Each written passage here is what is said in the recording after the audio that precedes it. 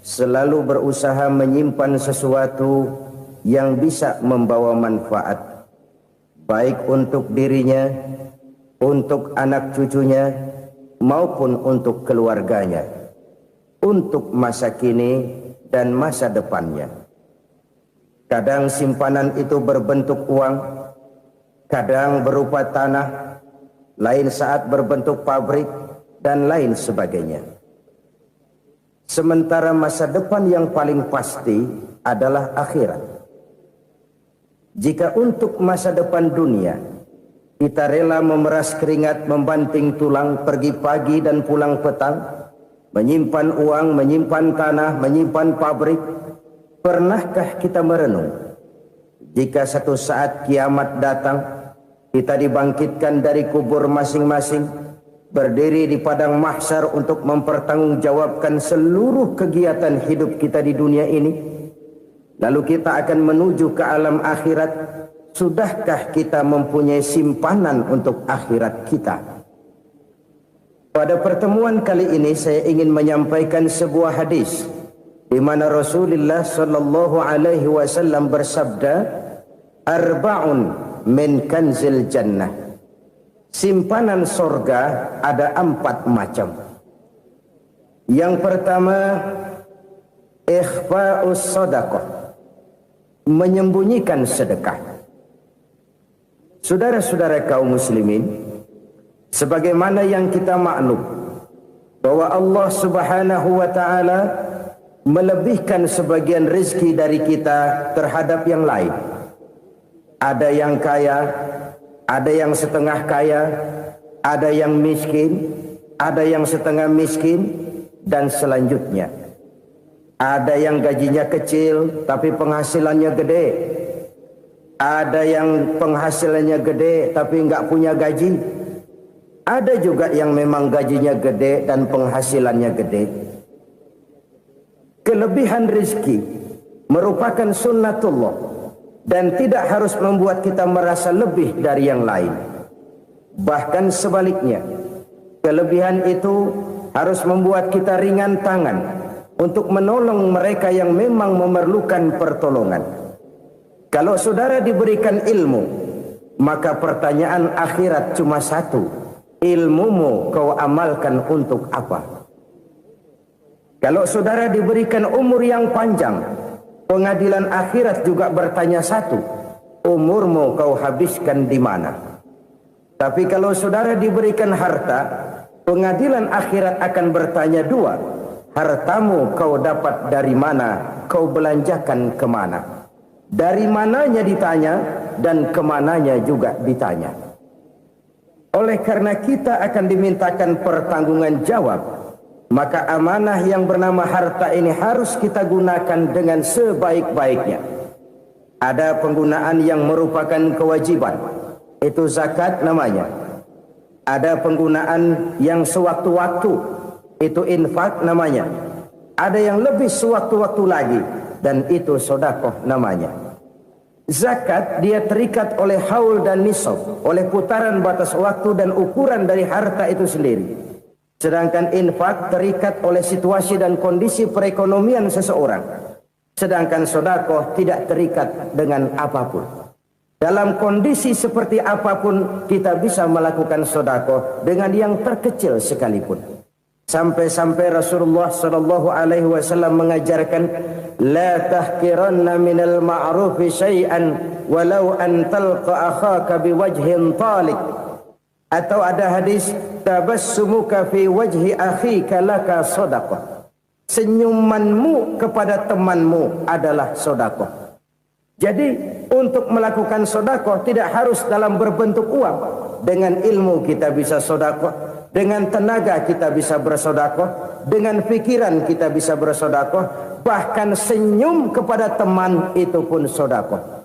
Jadi kalau sedekah dengan uang memang belum punya uang, nyengir aja banyakin. Itu asal pada tempatnya, jangan lalu ketemu tiang listrik cengengesan. Tentu tidak pada tempatnya dan tidak wajar. Nah, sedekah yang paling dicintai Allah adalah sedekah yang disembunyikan.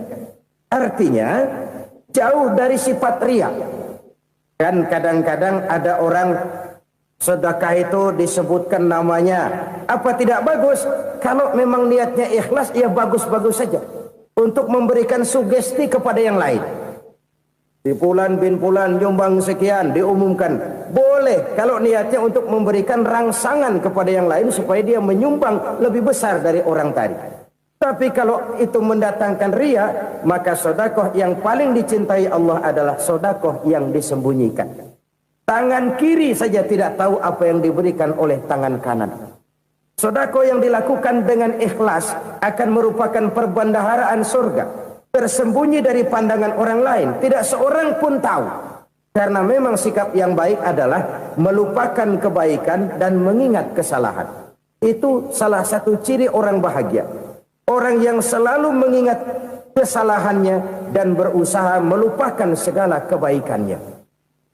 Kalau dia akan berada kebaikan, dia tidak bisa ikut, dia merasa rugi karena dia merasa belum pernah berbuat baik. Tapi kalau akan melakukan kesalahan baru, dia ingat kesalahan yang sudah-sudah, sehingga terhalang baginya untuk melakukan satu kesalahan baru. Demikianlah saudara-saudara, bahwa Allah melebihkan rizki sebagian kita dari yang lain, agar terjadi tolong-menolong dalam kehidupan ini. Jadi kesenjangan yang nature, kesenjangan yang alami, itu sunnatullah. Ada yang kaya, ada yang miskin, ada yang kelas menengah. Nah, kenapa lalu sekarang kita berusaha mengentaskan kemiskinan? Oleh karena adanya kesenjangan struktural. Kalau yang kaya bisa semakin kaya, kenapa yang miskin tidak bisa naik jadi ikut sedikit kaya? Sebab pada dasarnya Islam adalah agama yang sejak turunnya sudah berupaya memerangi kemiskinan. Bahkan dikatakan kemiskinan itu mendekatkan kepada kekufuran. Orang kalau miskin udah dekat banget sama kafir. Gampang menjadi kafir. Berapa banyak saudara-saudara kita yang oleh karena soal perut, oleh karena soal materi, terpaksa meninggalkan dan menanggalkan akidahnya. Menjual petunjuk yang diberikan Allah dengan kesenangan dunia yang cuma sebentar ini. Na'udzubillah, thumma na'udzubillah. Jadi makin kita sembunyikan satu sedekah, semakin banyak perbendaharaan kita di surga. Sedekah yang paling dicintai Allah adalah sedekah yang disembunyikan. Malahan ada seorang sufi, dia punya kebiasaan kalau pergi sholat Jumat, dia bawa uang, itu uang dia taruh di bawah tikar masjid. Dia niat sedekah kepada siapa saja yang nemuin itu duit.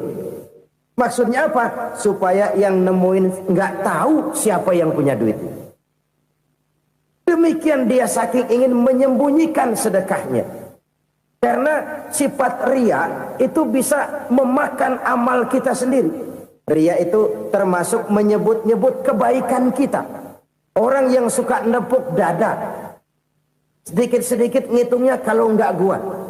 Tuh kalau nggak gua tuh. Tuh yang belas itu, kalau nggak gua, kalau nggak gua. Iya, kalau nggak lu kenapa emang? Orang yang suka menepuk jasad. Tuh, biasanya memang begitu saudara-saudara. Kalau perang lagi berkecamuk, orang nggak sempat ngaku jadi pahlawan. Tapi begitu perang selesai, yang kagak kenal bedil ngaku pahlawan, mas. Itu sesuatu yang biasa.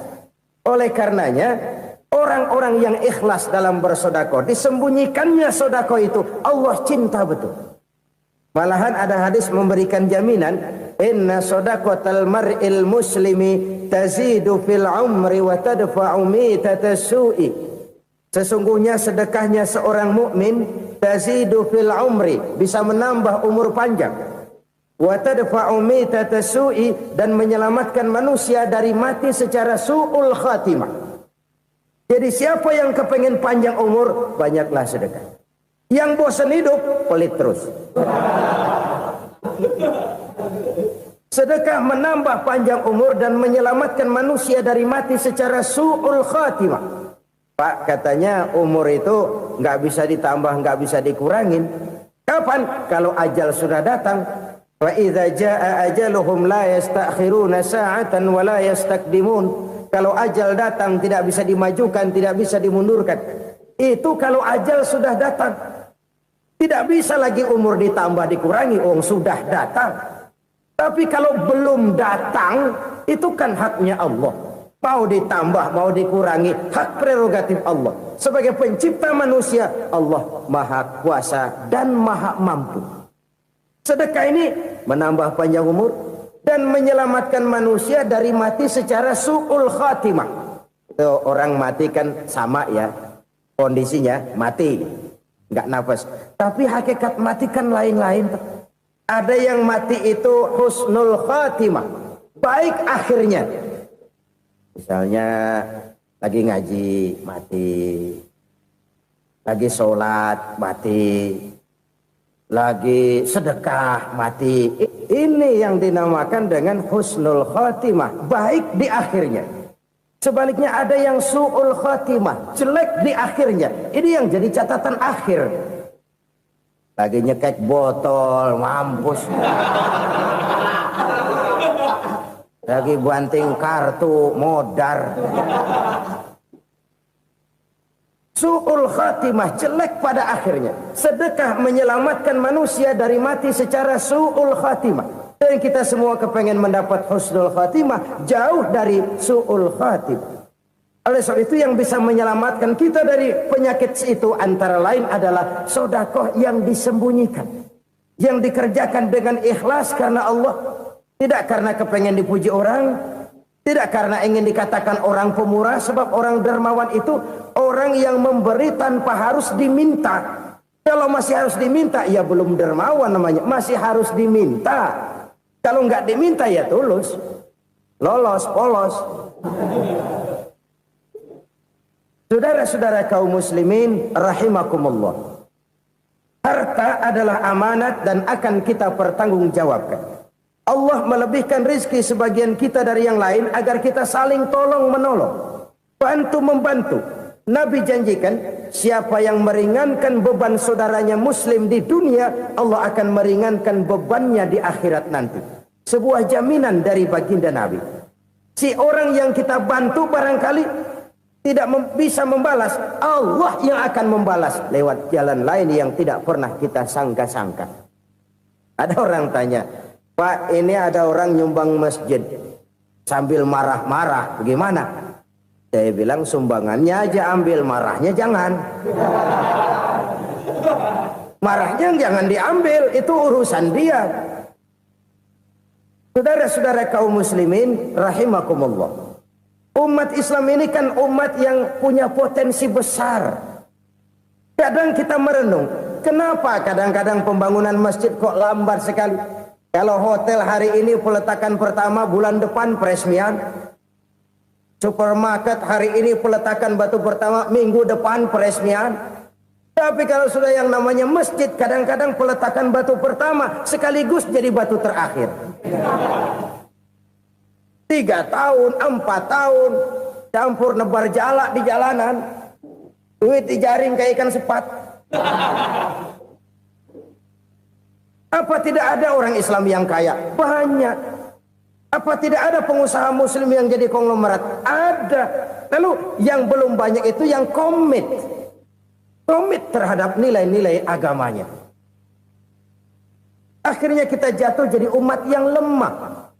Belum ada pengusaha konglomerat muslim buka pabrik supermi cap bedug misalnya umpamanya atau pabrik kecap cap sorban supaya identitas keislamannya sedikit kelihatan.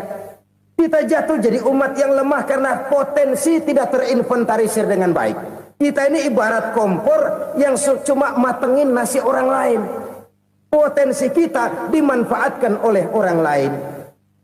Ukhuwah Islamiyah kita baru terbatas kepada silaturahmi. Ukhuwah di bidang ekonomi kita lemah, ukhuwah di bidang kebudayaan kita lemah, apalagi ukhuwah di bidang politik kita lebih rapuh lagi. Padahal ukhuwah itu adalah totalitas kehidupan manusia, menyangkut ipolek sosbud, memerlukan nilai-nilai ukhuwah. Jadi oleh karena itu mari kita menyadari di dalam harta kita, walaupun kita yang cari, pergi pagi, pulang sore, peras keringat, banting tulang, di sana ada harta anak yatim. Di sana ada hak masjid. Di sana ada hak pesantren, di sana ada hak jihad. Berbahagialah seseorang apabila dia oleh Allah dijadikan keran.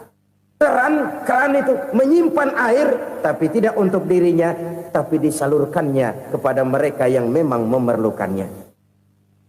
Saudara-saudara kaum muslimin rahimakumullah, ini yang pertama. Jadi perbendaharaan surga adalah menyembunyikan sedekah. Orang lain nggak tahu, kita pun nggak pernah ngitung-ngitung. Kita anggap lewat begitu saja, padahal itu deposit akhirat. Satu. Yang kedua, perbendaharaan surga itu apa? Wa kitmanul musibah, menyembunyikan kesulitan. Kadang orang takut menghadapi kesulitan. Tapi makin kita merenung, hidup ini kan sebenarnya urusan. Takut sama urusan, ya jangan hidup. Tandanya orang hidup itu kalau punya urusan. Urusan melupakan problem. Problem sering menimbulkan kesulitan. Kesulitan bukan untuk ditakuti, tapi untuk diatasi dan dicarikan jalan keluarnya. Siapa sih orangnya yang gak pernah sulit-sulit? Makin tinggi status sosialnya, makin gede urusannya. Makin tinggi kualitas imannya, makin berat tingkat kesulitannya. Cuma memang yang namanya enak itu seperti pelangi. Biang lala itu nggak pernah di atas kepala kita, di atas kepala orang melulu. Lu sih enak lu, kata kita. Dia juga bilang yang enak kan lu. Pelangi itu nggak pernah di atas kepala kita. Kata tukang beca, aduh enak ya naik Mercy. Kata tukang beca, apa yang di dalam mobil Mercy? Aduh enak bener tukang beca, di jok ngeringkuk ngorok pules bener. Saya kamar pakai AC sejuk, tempat tidur sutra empuk, alga spring bed, gula kulik nggak bisa pules kalau belum minum Valium, belum tidur. Enak bener tukang beca, di jok ngorok nggak tahu wetan kulon. Si tukang beca bilang yang di Mercy enak, yang di Mercy bilang tukang beca enak. Inilah enak. Nggak pernah di atas kepala kita, di atas kepala orang lain melulu enak itu. Nah, saudara-saudara,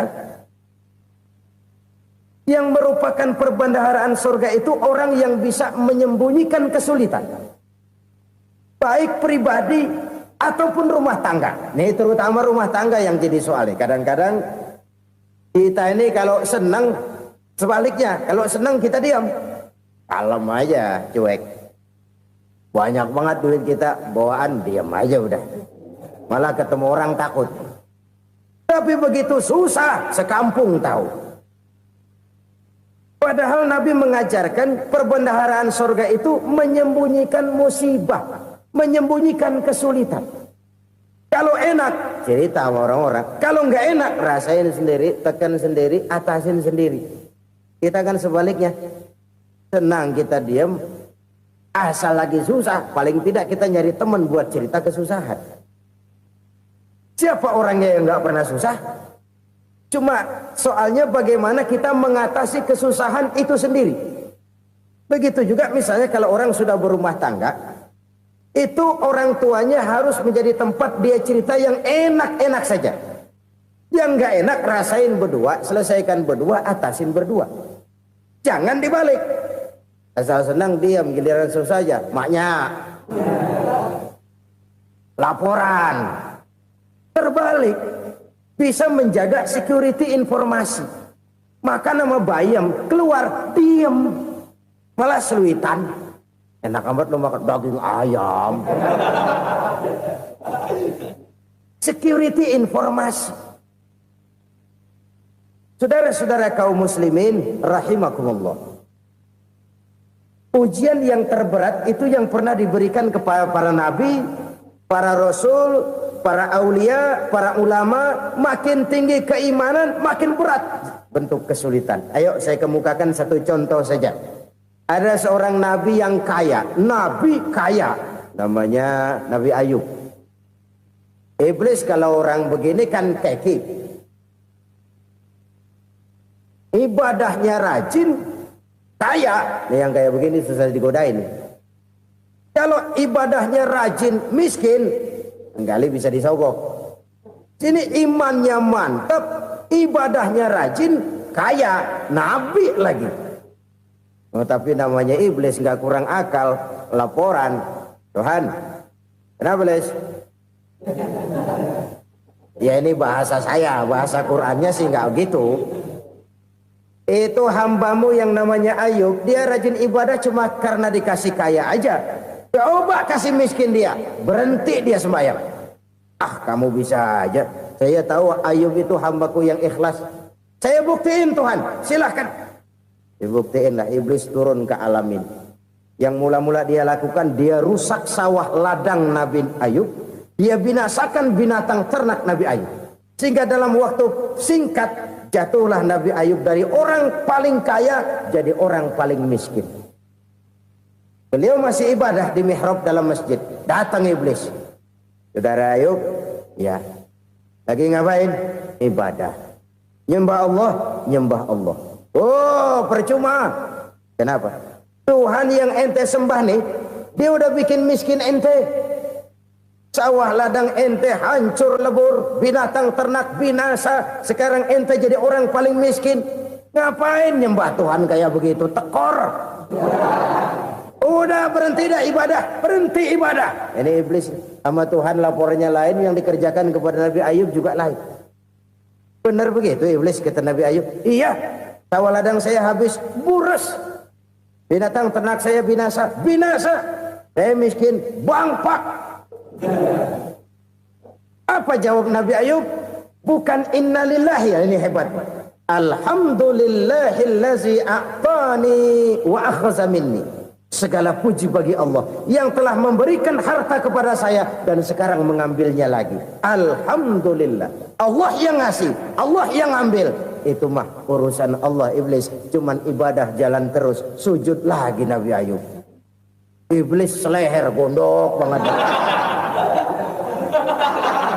Dasar Nabi nggak mempan dia apa-apain. Miskin malah alhamdulillah. Allah yang ngasih, Allah yang ngambil. Jadi kalau kita tidak komit, kita tidak terikat kepada kaya, miskin, senang, susah, apa yang bisa bikin kita susah?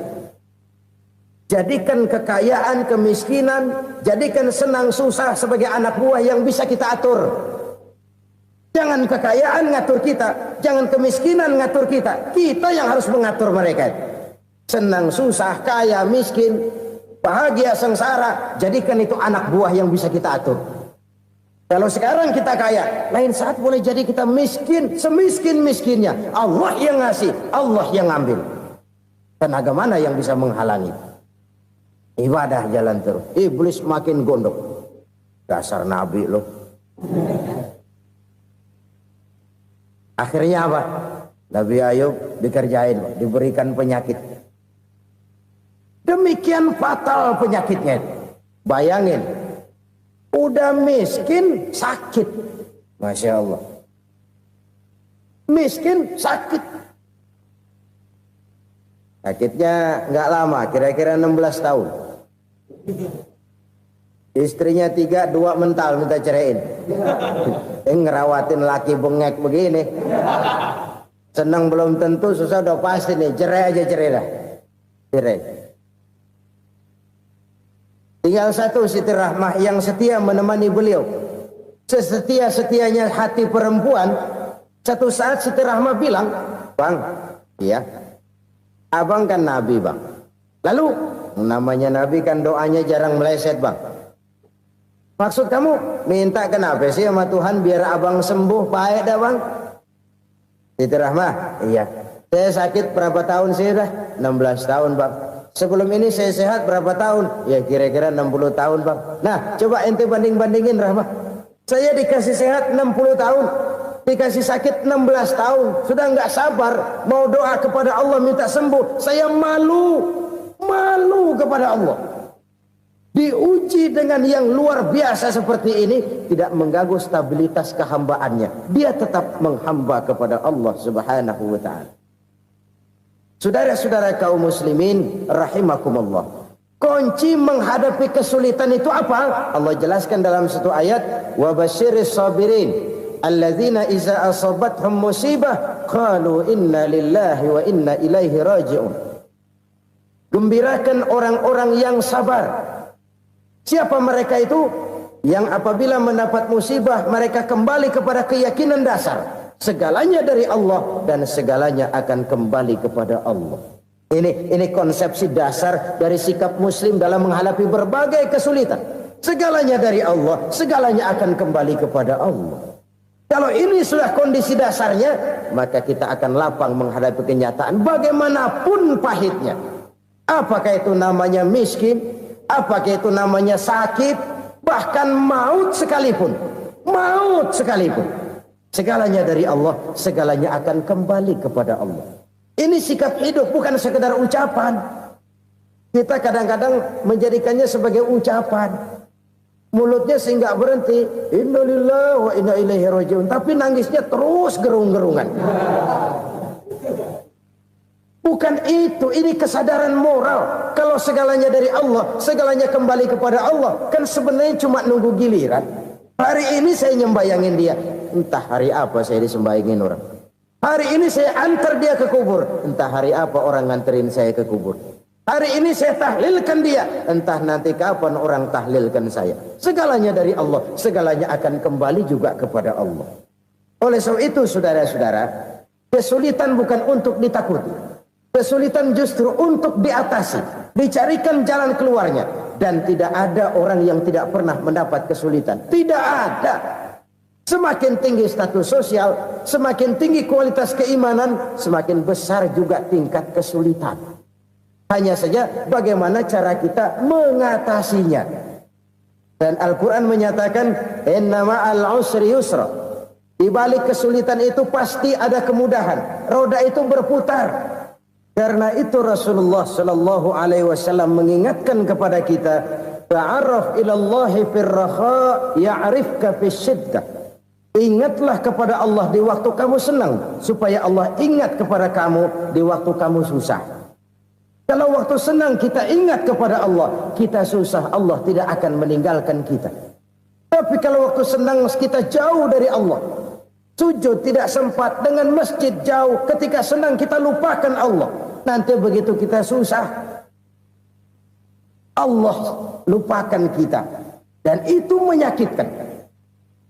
Oleh karena itu orang-orang tua kita dulu bilang, kalau lagi sehat ingat-ingat lu bakal sakit nanti. Kalau lagi kaya ingat-ingat satu saat kita bakal jatuh miskin. Bahkan kalau lagi muda ingat-ingat kita bakal tua. Dan yang terpenting kalau lagi hidup ingat-ingat kita bakal mati. Saudara-saudara kaum muslimin rahimakumullah. Jadi yang kedua yang merupakan perbendaharaan surga, menyembunyikan musibah. Saudara-saudara kaum muslimin rahimakumullah. Hal ketiga yang merupakan perbendaharaan surga adalah wasilatur rahmi. Orang yang suka bersilaturahmi. Sebagaimana yang kita maklum bahwa manusia adalah makhluk yang disebut zon politika. Makhluk sosial yang tidak mungkin hidup sendiri-sendiri. Betapa dan siapapun kita memerlukan orang lain. Bodoh betul manusia kalau tinggal di tengah masyarakat tapi tidak mau bermasyarakat. Merasa hebat sendiri, pinter sendiri, gagah sendiri, kaya sendiri. Mungkin kalau mati juga ngubur sendiri.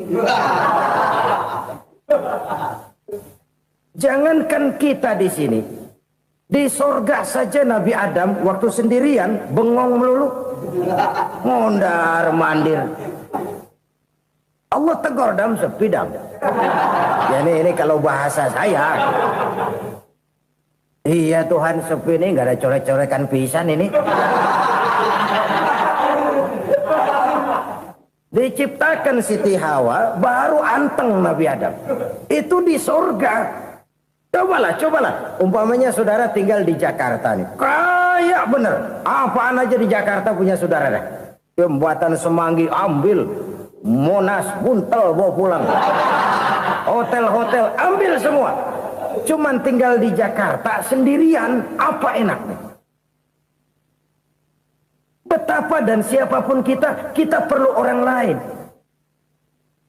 Tidak ada seorang pun yang bisa memenuhi kebutuhan hidupnya secara sendiri-sendiri. Nah, Islam telah menyelamatkan manusia dari ras diskriminasi. Mengikat manusia dengan persaudaraan yang berlandaskan kepada akidah. Karena itu dianjurkan bersilaturahmi. Bahkan Nabi menyatakan, man arada ayyubsata lahu fi rizqihi wa yunsa'a fi atharihi falyasil rahimah. Siapa yang kepengen diluaskan rezekinya dan dipanjangkan usianya, banyaklah ia bersilaturahmi.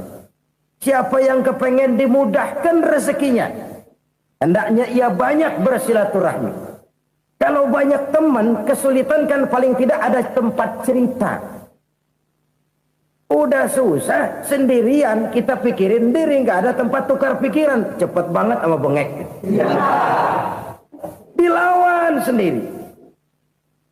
Nah, secara makro kita bisa berkata, tidak mungkin ada kemenangan kalau tidak ada kekuatan. Tidak ada kekuatan kalau tidak ada kesatuan dan persatuan. Tidak mungkin ada kesatuan dan persatuan tanpa semangat silaturahmi. Kalau umat Islam mau menang, dia harus kuat. Kalau umat Islam mau kuat, dia harus bersatu. Kalau umat Islam mau bersatu, dia harus membudayakan silaturahmi ini. Bahkan sampai-sampai kata Nabi, kalau bisa cari nilai tambah. Apa? Silman qata'ak. Bersilaturahmilah kau kepada orang yang marah denganmu. Masya Allah, indahnya ajaran agama kita. Orang yang marah pun kepada kita, kata Nabi, kalau bisa bersilaturahmilah kepadanya, kepada orang yang marah itu. Di situ nilai tambah. Cuman jujur nih hadis, ngucapinnya gampang, ngamalinnya yang berat banget. Orang marah sama kita, kita disuruh silaturahmi. Ada apa malu? Lu marah, ada gua marahan lagi. Tunggu pikirin. Saudara-saudara kaum muslimin rahimakumullah. Tapi ini yang diajarkan, bahkan ini yang dicontohkan oleh baginda Rasul. Bagaimana begitu mudah, misalnya satu saat Abu Jahal ini ngatur strategi bagaimana bikin Muhammad celaka. Dia gali lubang di depan tempat tidurnya. Dia tutupin daun korma. Terus dia panggil seseorang, ke sini. Kasih tahu Muhammad, pamannya sakit keras, minta ditengokin. Berangkat orang ini ke sana. Muhammad, labbaik. Pamanmu sakit keras, dia minta ditengokin. Baik, saya akan datang menjenguk beliau. Berangkatlah Nabi ke rumah Abu Jahal tanpa prasangka apapun. Abu Jahal udah pasang setil, selimut 3 rangkap setengah dipakai, persis kayak orang meriang. Tapi sembari ngintip dari balik selimut, begitu Muhammad buka pintu, nah masuk perangkap nih. Muhammad jalan menuju tempat pembaringan. Makin lama makin dekat, makin lama makin dekat, makin dekat ke lubang yang dipasang oleh Abu Jahal itu. Dalam hati Abu Jahal, terus dah jatuh, mampus dah lo ini. Mampus lo hari ini nih. Apa yang terjadi? Malaikat Jibril datang. Muhammad, pamanmu cuma pura-pura sakit. Di depan tempat tidurnya ada lubang perangkap supaya kamu jatuh ke situ. Sudah, kamu pulang. Balik kanan Nabi. Sudah hampir jatuh ke lubang, balik kanan, pulang. Bayangin kecewanya Abu Jahal. Muhammad dikit lagi, Muhammad dikit lagi. Enggak paman, saya pulang aja. Emosi bangun dari tempat tidur, enggak sadar kalau lagi pura-pura sakit. Lompat ngejar Nabi, dia lupa dengan lubang yang dia gali. Usrak, nyemplung sendiri ke dalam lubang.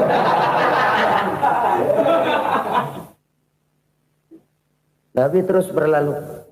Ini terjadi keanehan. Jatuh ke lubang yang dia gali itu sebenarnya nggak terlalu dalam ya, antara 3-4 meteran lah.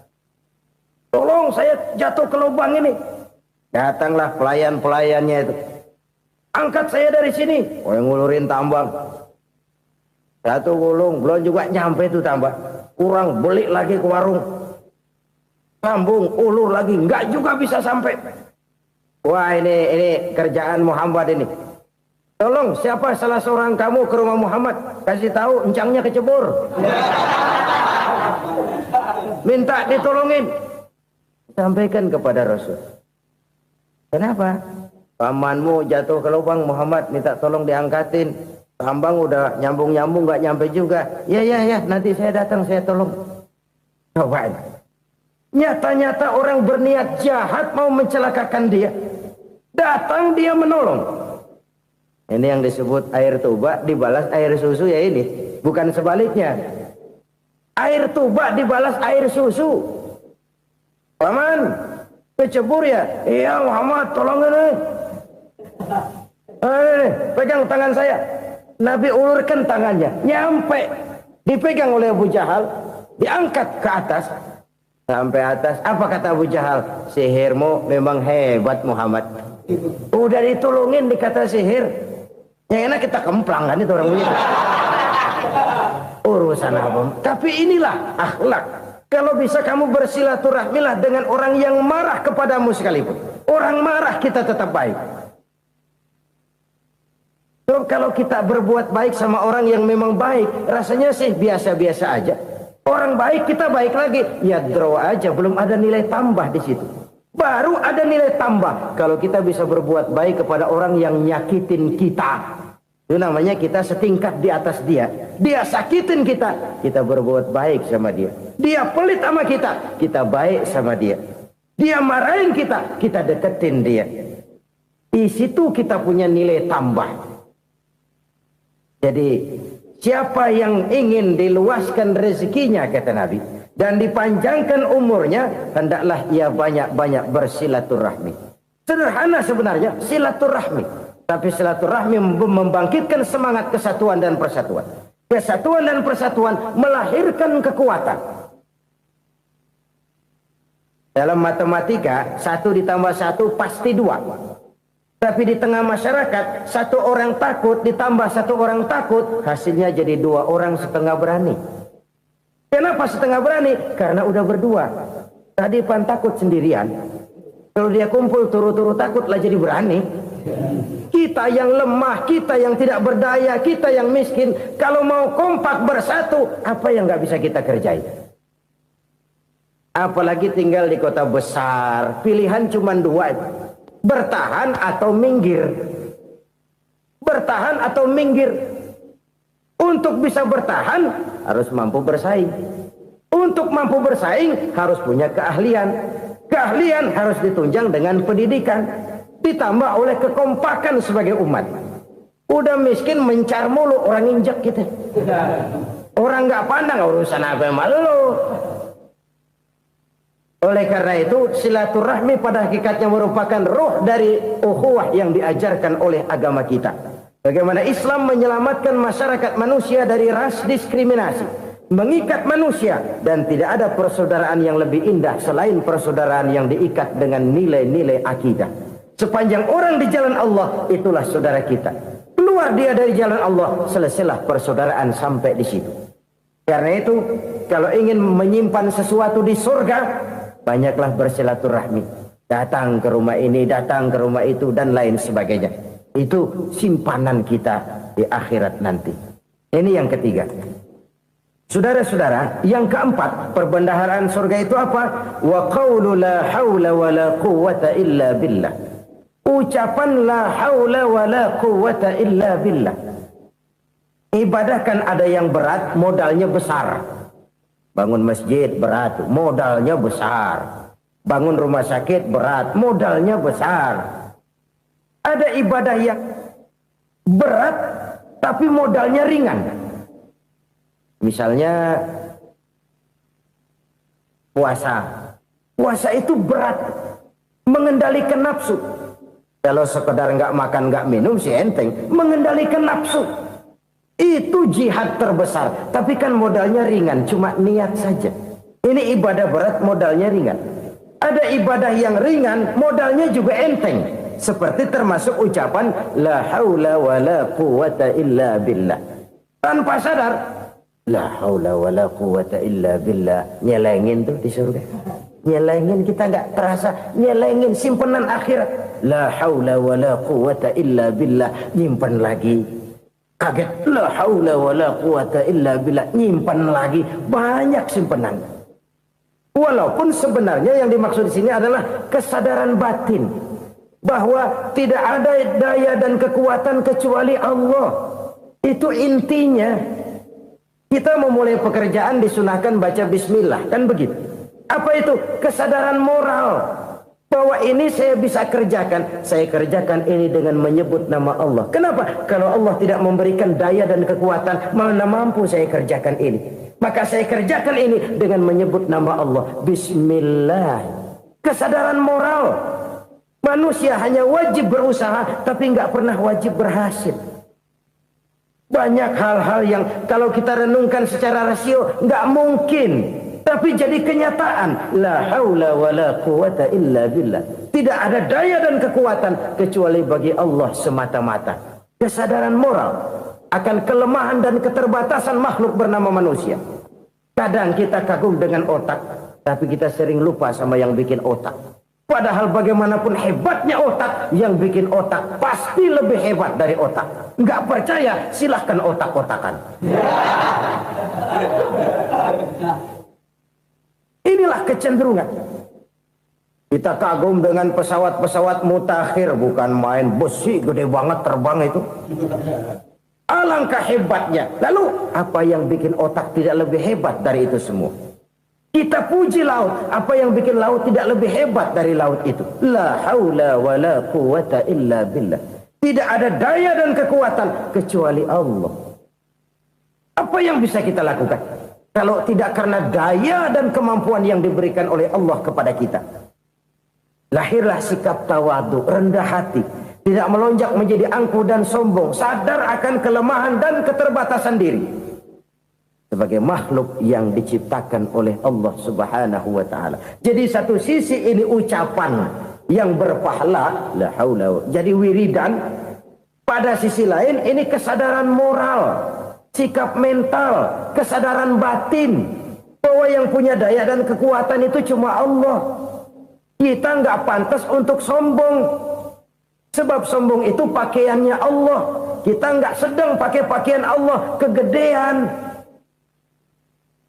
Dan makin kita renungi, makin terbentur. Apa sih yang bisa kita sombongin? Kita mau sombong apa? Kaya, pintar, itu kan semua relatif. Di atas langit masih ada langit lagi. Jadi oleh karenanya, marilah kita menyadari. Manusia hanya wajib berusaha, tapi tidak pernah wajib berhasil. Yang berusaha saja tidak wajib berhasil, apalagi yang tidak berusaha. Islam bukan agama orang pemalas yang selesai sholat lalu endelohom, nggelenggem ayem-ayem. Tapi Islam bukan agama orang sombong yang setelah berusaha lalu tidak memerlukan Allah. Kita bisa saja bikin proyeksi, tahun sekian kita bakal panen besar menurut perhitungan otak. Tapi ada kejadian lain. Apa? Tikus ngambek. Habis itu dimakanin tikus, panen gagal. Proyeksi rasional gagal oleh tikus-tikus yang ngambek itu. Bisa saja terjadi. Tahun depan kita panen besar. Urung. Kenapa? Musim panas panjang. Dan sekarang ini koran-koran bikin berita musim mengalami penyelewengan. Bukan cuma manusia yang nyeleweng sekarang. Musim pakai nyeleweng. Mestinya kan musim hujan udah selesai. Masih hujan-hujan juga. Musim. Nah sekarang kita boleh bikin proyeksi. Kita bakal panen besar. Tahu-tahu musim panas panjang.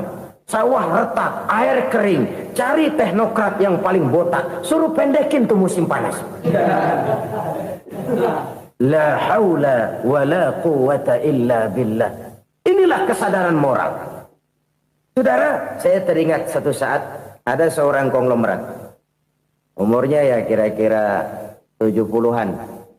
Satu saat dia ditanya oleh wartawan, "Pak, umur Bapak berapa sih?"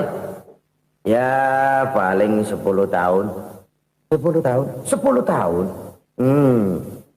Anak Bapak berapa orang? Satu saja? Satu. Harta Bapak berapa? Ya paling-paling bangsa 7 juta kali. 7 juta? Iya. Pak, kenapa Bapak bohongi saya? Bapak punya buku biografi. Koran-koran, majalah-majalah banyak memuat cerita riwayat hidup Bapak. Saya tahu umur Bapak 70. Kenapa bilang cuma 7 tahun? Saya tahu anak Bapak 8. Kenapa cuma bilang 1? Saya tahu harta bapak miliaran, mungkin triliunan, pabrik di mana-mana, bank di mana-mana. Kenapa bilang uang bapak cuma 7 juta? Nah, kata si konglomerat tadi, kamu benar nak, kamu benar. Umur saya kalau jumlahnya memang 70 nak. Cuman ingat-ingat saya, baru 7 tahun terakhir ini saya sujud. Baru 7 tahun terakhir ini saya berusaha dekat dengan Allah. Saya laksanakan perintahnya, saya jauhi larangannya. 7 tahun inilah rasanya yang ada nilainya di hadapan Allah. Yang 63 tahun matong, kelabu, kelem umur gue. Habis untuk maksiat, untuk munkarat. Maka ketika ditanya tadi, umur saya 7 tahun itu. Oh begitu Pak. Oh iya. Lalu anak Pak. Anak bapak kan 8. Kenapa bilang cuma 1? Nah, kalau jumlah hitungannya memang anak saya 8. Tapi dari 8 orang ini rasanya cuma 1 nih. Yang bakal jadi buah hati, belahan jantung. Pelanjut cerita, penerus sejarah. Bakal jadi anak soleh yang akan mendoakan saya. Cuma 1 rasanya anak saya ini yang bakal jadi buah hati saya. Besar-besaran saya. Yang akan mendoakan di kubur saya. Yang akan mendoakan di akhirat saya. Yang 7 orang mana, Masya Allah, yang 1 tenggeng, yang 1 nyekek botol ngolo, yang 1 nggak karu-karuan. Makanya saya bilang 1 anak saya yang akan bisa mendoakan saya. Oh begitu Pak. Iya. Nah harta Pak, harta bapak kan triliunan, pabrik bapak di mana-mana, uang bapak hampir di tiap bank-bank besar. Kenapa bilang cuma 7 juta? Betul kau nak. Harta saya kalau jumlahnya memang miliaran, triliunan mungkin. Tapi yang saya ingat baru 7 juta tuh yang saya belanjakan di jalan Allah. Saya nyumbang masjid, saya santuni yatim piatu, saya bantu pembangunan pesantren, saya bantu pembangunan rumah sakit Islam. Itu yang akan saya bawa pulang ke akhirat, yang 7 juta itu. Yang triliunan itu nanti akan diperebutkan oleh anak-anak saya sebagai waris saya. Jadi harta saya 7 juta itu yang bakal nemenin saya di akhirat. Yang akan saya bawa pulang jadi teman saya. Saudara-saudara kaum muslimin, jangan-jangan orang tua itu adalah kita-kita ini. Jangan-jangan kita-kita ini adalah orang tua itu. Jangan-jangan itu potret dari diri kita masing-masing. Dari sekian umur yang diberikan Allah, berapa tahun yang ada nilainya di hadapan Allah? Dari sekian anak-anak yang merupakan amanah, berapa yang akan mendoakan kita sebagai orang tuanya menjadi anak soleh? Dari sekian banyak harta yang diberikan Allah, berapa yang akan kita bawa pulang menghadapnya nanti, yang kita belanjakan di jalan Allah? Ini sebuah potret kehidupan. Karena itu kita kembali kepada la haula wa la quwata illa billah. Kita wajib berusaha, kita wajib berikhtiar. Selebihnya, segala daya dan kekuatan hanya milik Allah saja semata-mata. Satu kesadaran batin dari setiap pribadi muslim. Setelah ia berusaha dan berikhtiar, ia menyerahkannya kepada Allah Subhanahu wa ta'ala. Jadi, satu sisi ini merupakan wiridan ucapan yang mengandung pahala. Pada sisi lain, ini merupakan sikap batin dari seorang muslim di dalam ia menghadapi realitas kehidupan ini. Saudara-saudara kaum muslimin, rahimakumullah. Kalau ini kita jadikan satu basis kehidupan, maka ini akan menyelamatkan manusia dari kemungkinan tergelincir menjadi orang yang lupa diri dan lupa darat. Sebab itu Imamul Ghazali berpesan, jadidis safinah fa innal bahra amiq wa khuziz zad fa inna safara ba'id wa khaffifil hamla fa innal hamla sadid. Perbarui selalu kapalmu karena lautan sangat dalam. Bawa bekal yang banyak karena perjalanan ini sangat jauh. Ringankan beban karena kebanyakan beban akan menyakitkan. Alangkah indah kalimat ini, alangkah dalam makna yang terkandung di sana. Perbarui selalu kapalmu karena lautan sangat dalam. Apa artinya ini? Jaga mentalmu baik-baik. Pelihara imanmu baik-baik karena hidup penuh cobaan seperti lautan. Kita kalau berlayar di lautan kan kadang-kadang tenang, angin bertiup sepoi-sepoi basah. Jika malam datang bintang gemintang bertabur menghias cakrawala. Rembulan memantulkan sinarnya dengan indah. Dalam keadaan begitu berlayar enak. Tapi lain saat ombak menggunung, halilintar menyambar, angin topan bertiup. Berapa banyak sudah saudara-saudara kita yang tenggelam di lautan dunia tanpa sadar bahwa dia belum sampai kepada pantai yang akan dituju. Berapa banyak sudah saudara-saudara kita yang tenggelam di lautan dunia ini tanpa sempat bangkit lagi. Dia menyangka sudah sampai kepada tujuannya. Hati-hati kapal jangan sampai bocor karena lautan sangat dalam. Iman ini jaga baik-baik karena hidup penuh dengan ujian. Wa khuzizat fa inna safara ba'id. Bawa bekal yang banyak karena perjalanan sangat jauh. Saudara mau ke Bandung, bawa duit. Saudara mau ke Surabaya, banyakan lagi duitnya. Saudara mau ke Mekah, gepokan, iketan tuh duit nggak lembaran lagi. Makin jauh perjalanan, makin banyak bekal yang harus kita bawa.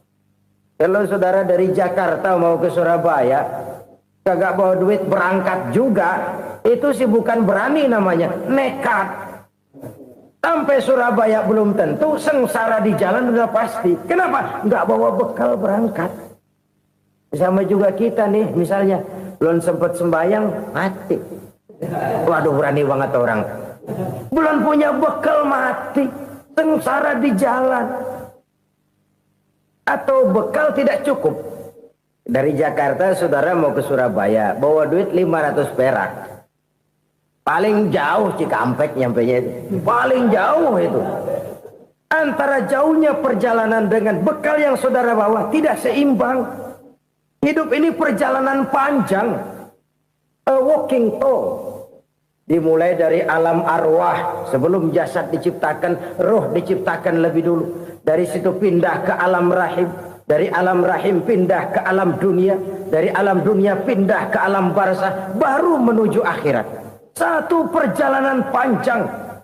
Kalau bekal tidak bawa, sengsara di jalan. Bawa bekal yang banyak karena perjalanan ini sangat jauh. Wa khaffifil hamla, ringankan beban karena beban itu cuma akan menyulitkan. Kalau bekal itu sih keperluan, tapi beban nggak kita perluin, cuma ngeberat-beratin. Apa ini beban? Dosa. Kecurangan, kebatilan, kesoliman, ketidakadilan, kesewenang-wenangan. Itu akan jadi beban kita di akhirat. Alangkah celakanya, perjalanan panjang, bekal tidak bawa, beban kelewat banyak, alamat sengsara di jalan. Pahala tidak ada, dosa berlipat ganda. Na'udzubillah, summa na'udzubillah. Kalau kita rangkum nasihat Al-Ghazali dengan kisah si konglomerat tadi, kita akan mengambil kesimpulan. Pertama, bekal terbaik dalam menghadapi gejolak kehidupan ini tidak lain adalah iman. Yang kedua, pahala dan dosa. Dua hal kontroversial. Pahala adalah bekal, dosa adalah beban. Tapi kita sekarang kan tidak begitu terangsang kepada yang abstrak. Orang berlomba mencari yang konkret-konkret saja. Yang real. Kalau memang dosa, benjol dong. Kira-kira begitu. Kira-kira begitu. Persis orang Yahudi dulu. Orang Yahudi itu kan pernah minta kepada Nabi Musa. Ya Musa lan nu'mina laka hatta narallaha jahrah. Musa, kami nggak bakal mau beriman kepada Allah kalau belum kami lihat Allah ada nongkrong di depan kami. Kalau memang